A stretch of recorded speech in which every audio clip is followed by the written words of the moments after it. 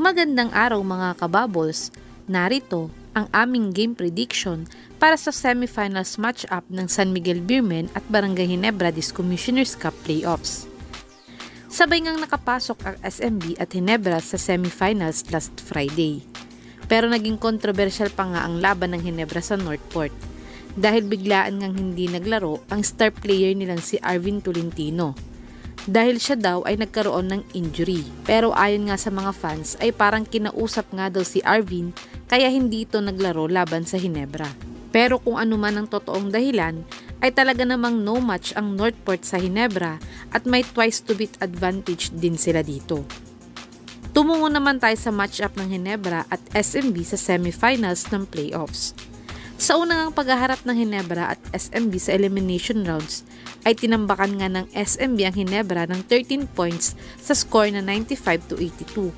At ang best player nga sa labanang ito ay ang team captain ng SMB na si Chris Ross na nagtala ng 22 points, 3 rebounds, 4 assists at 3 steals sa kanilang panalo. Samantalang sa Ginebra naman ay si Tony Bishop ang best player nila na nagtala naman ng almost triple-double na may 20 points, 9 rebounds at 8 steals sa kanilang talo. Ang good news naman sa Ginebra ay hindi pa dito naglaro ang one-time MVP nilang si Scottie Thompson. Pero ang bad news din sa kanila ay hindi din naman naglaro ang 7 times MVP ng SMB na si Junmar Fajardo at pati na din ang bagong import ng SMB na si Benny Boatwright at ngayon nga inilagay na din sa active list ang veteran forward nilang si Vic Manuel. Kaya't mahihirapan talaga ang Ginebra sa matchup na to.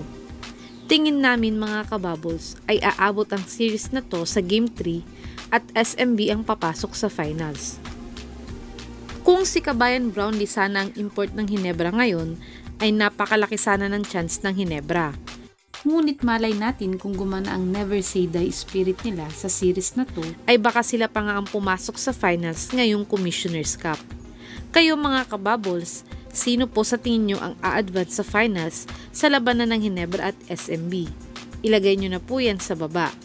At panoorin pa po natin ang kaunti pa nilang highlights sa labanan nila sa elimination rounds.